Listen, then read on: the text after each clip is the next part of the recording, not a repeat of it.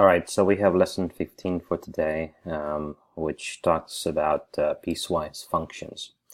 I'm not sure how many of you remember what a piecewise function is, but that's why we're going to start with some of the definitions or vocab words. They are actually on page 100 on your student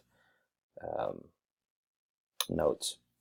So the first one is actually the piecewise linear function. We're going to see what a piecewise exponential function is later on. But for now, we're going to focus on the piecewise linear function. So let's read this definition together from our book. Given a number on non-overlapping intervals on the real number line, a real piecewise linear function is a function from the union of the intervals to the set of real numbers, such as the function is defined by possibly different linear functions on each interval. So let me give you a different definition that I found online that I thought it was a bit more clear. So in mathematics, a piecewise linear function is a real valued function defined on the real numbers or a segment, therefore, whose graph is composed of straight line sections. So you can see the picture, right? This is different straight line sections, but they make a function out of different little pieces, okay? So it's a graph that is composed of straight line sections. It is a piecewise defined function. Each of these pieces is an affine function. So what we mean by an affine function is a function that has a general equation of the slope-intercept, which is y equals mx plus b. Okay, so it has is composed of a linear function plus a constant. Okay. Now we're gonna put this aside and we're gonna also look at what absolute value means. Absolute value function is denoted by the two bars on each side of x. So you have x and the two bars on the left and the right of x. Is the distance between 0 and the x on the number line. The absolute value function is a piecewise linear function such that for each real number x, the value of the function is absolute value of x. Okay, so we're going to look at a few exercises. So we're going to start with the opening exercise on page 95. Okay, so it says for real each number a, the absolute value of a is the distance between 0 and a on the number line and is denoted as bar a bar, so absolute value of a. So exercise, or the first one says solve each variable. So in this case, the value of a is x. Okay, so absolute value of x equals 6. So what does that mean? That means that x could be either 6 or negative 6.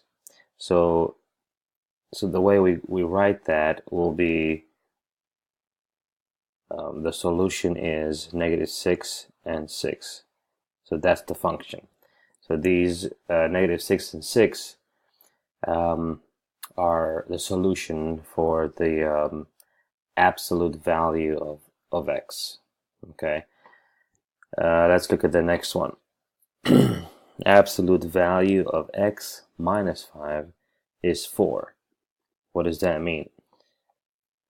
That means any number that we subtract 5 from equals 4. So what numbers can we subtract 5 from to get 4? So the most obvious one is 9 minus 5, right, equals 4. So that means 9 is part of our solution. But also, if you think about it, I can subtract 1 from 5 and I get negative 4. That is also a solution because I can have the absolute value makes I can have a positive and a negative. Like in exercise A, I had a negative 6 and a positive 6. So the same thing here. The value is 4 and negative 4. So what makes that true is 9 and 1. Okay, so 9 and 1 are a solution to this absolute value. So it looks like it's going to get more complicated. Now, when you think about this one, what number can I add 3 to? Then I can multiply it by 2 to get negative 10.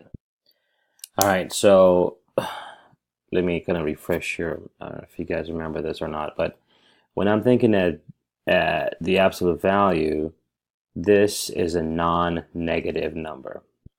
So I'm multiplying a non-negative number. The reason I say non-negative is because it could be 0. Okay, so I'm multiplying a non-negative number by a positive number. So my answer cannot be negative 10. So in this case, we have no solution. All right, so look at exercise 2 says determine at least 5 solutions for each 2-variable equation. Make sure some of the solutions include negative values for either x or y. So in this case, y equals the absolute value of x. So I can have either, for example, negative 2 and 2, okay, because they're all like real numbers. Or I can have negative 1 and 1, or even 0 and 0, okay, where remember this is x and this is y. So I can say that x is negative 2, so then y will be the absolute value of negative 2, which is 2. So y becomes 2. Or y becomes 2. So in the same way, I can have y equals negative value of or absolute value of negative 1, which 1 will become, the y will become 1. So then x is negative 1 and y is 1, and so on. Okay, you can even have y be the absolute value of 1, then y is also 1. Okay, so when x is 1, then y is 1. So I hope this makes sense. But let's look at the next one because it gets a little bit more complicated. Y equals the absolute value of x minus 5. So this is where you have to think of what can x be in a way that x minus 5 will equal y. So let's say let's make x be 1. So if x is 1, then 1 minus 5, and take the absolute value, will be y equals absolute value of negative 4, which is technically 4. So then my ordered pair will be 1 because I put 1 for x, and the y would be 4, okay, x and y. So as you can see, the you have to solve first whatever is within the brackets or the line, the bars, right?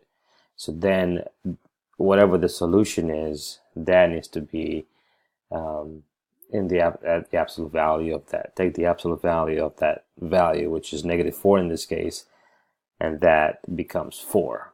So let's do another example. Let's say I want to do -1, make x -1. So then I have y equals absolute value of -1 minus 5 absolute value. So that is, if I add or subtract -1 minus 5, that becomes -6. So the absolute value of -6 is 6. Okay, so my y becomes 6. What about if I do, I don't know, 0? What if x is 0? So I take x equals absolute value of 0 minus 5, absolute value. That becomes absolute value of -5, correct? Because 0 minus 5 is -5. And the absolute value of -5 is going to be 5. So the y is -5. Okay, I hope this makes sense. Let's look at the next one. So C says, I'm sorry, they want us to find at least 5 solutions. So I want you on your own to come up with 2 more solutions for A and B. Okay. So let's do C. It says find the absolute value of y. So if x equals the absolute value of y, and I say that let's make it 1. So if x is 1, what can be the absolute value of 1? Well, I could have either 1 or I can have -1. So they're both a solution. Okay, so I can put both of them as a solution. What if I want to do like x be 2? Okay, the same thing. 2 equals either absolute value of just 2, or 2 can be absolute value of -2. So that means x could be 2 and y could be 2, or x could be 2 and y could be -2. Okay. All right, for exploratory challenge 1, I want us to use desmos.com. So I'm going to use it on my phone just to kind of make it a little easier. So they want us to graph the function y equals absolute value of x. So the convenient thing is about Desmos is that it already has the absolute value like that. So all I have to do is just put the x in there and then close the absolute value and then hit enter, and this is what I get. Okay, so it's nice to have this Desmos to look at, just to experience with what it will look like. Then B says absolute value of x minus 5. So plug in x minus 5, close the absolute value, and you get something like this. Okay, so I realized that piecewise, this is a piecewise function because it's made out of 2 different segments. Okay, the only reason that the blue line is moved over is because I said minus 5, so it's absolute value, so it's gonna move it to a positive, so it's gonna go to a positive 5. If you zoom in, you realize that at 5 it changed direction, so it went the other way. Okay, so for C, they want us to do x equals absolute value of y, and this is what it will look like. So it looks like it's a complete, if you look at these graphs, looks like the last one, it's a complete 90-degree switch to the right. We're going to go over this, but please read what I wrote here for question E and F, and try to write that in your notes as well. And we're going to go over this in class in a second.